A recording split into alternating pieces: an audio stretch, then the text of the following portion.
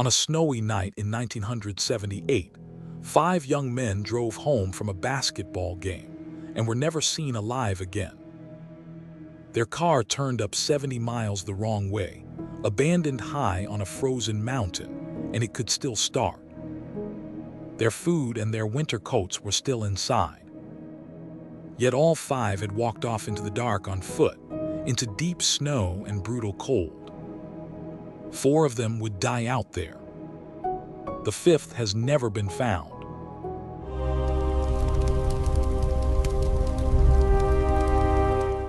This is the case of the Yuba County Five. Many call it America's Dyatlov Pass. But this one may be stranger, because the harder you look at that night, the less of it makes any sense.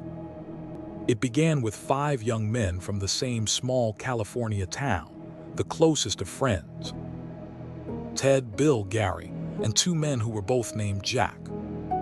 4 of the 5 were, in the language of the time, slow. Grown men with the gentle minds of children, who loved their routines and trusted the world completely. The 5th, Gary, was sharper and quietly looked after the others. That winter, they had one rule. Their basketball team played the very next morning, and these men never missed a game. So that night, they drove to Chico to watch a college game, and just after 10, they turned for home.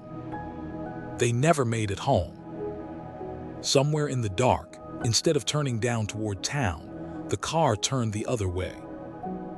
And it began to climb. 4 days later, a forest ranger found that car, 70 miles from home, abandoned in deep snow, high on a mountain road that led nowhere near where they lived. The car was barely stuck. One gentle push would have freed it. They left it anyway. There was gas in the tank, and the engine started on the very first try. Their snacks still sat on the seat. Their winter coats were still folded inside. In deadly cold, they had left behind the very things that could have kept them alive. And the keys were gone. Not left in the ignition. Not dropped in the snow. Simply gone. All 5 had walked away from that car on foot, into deep snow and freezing dark. And the tracks they left behind told a story that should not be possible. They had walked, slowly, calmly, together in a single unbroken line, deeper into the frozen wilderness, away from their only shelter and their only road. For weeks, search planes and dog teams combed the mountains, and the snow gave back nothing. Then in June, the deep snow finally began to melt. And one by one, the mountain began to give the men back. 19 miles from the car, far up the mountain, stood a small Forest Service trailer. And inside it, searchers found the first of the missing men. He appeared to have survived in that trailer for many weeks, perhaps as long as 3 months.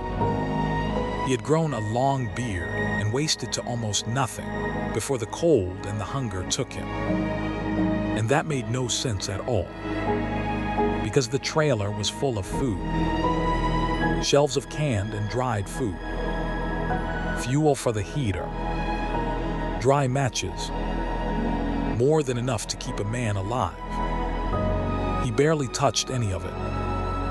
The heater went unused. Stranger still, his own shoes were gone. By the trailer door sat a pair of boots that were not his. And on the table lay a watch.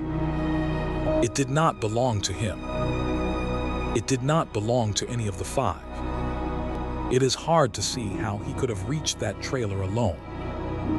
Someone may have guided him there through 19 miles of snow and then walked back out into the dark and never returned. 3 more of the men were found out on the open slopes, scattered miles apart, each one lost to the cold.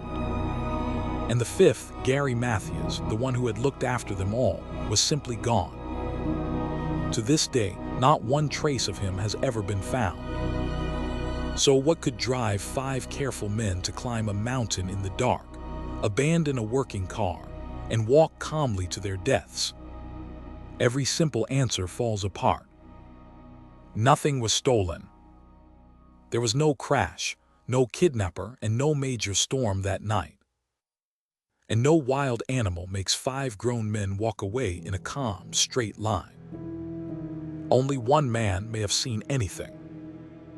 That night, a local named Joseph Scones sat stranded in his own car not far away, in the grip of a heart attack, watching the dark. He said he saw lights, people moving in the snow, and the beam of a flashlight. He called out for help again and again. Then the lights went dark, the voices fell silent, and whoever was out there was gone. Over the years, people have tried everything to explain those lights. Some blamed a secret hidden in the forest. A few even blamed something in the sky. But a dying man, alone in the freezing dark, is not a witness anyone can lean on. Picture it. Lost, freezing, and far from any road they knew. 5 frightened men making choices in the dark that we can no longer follow.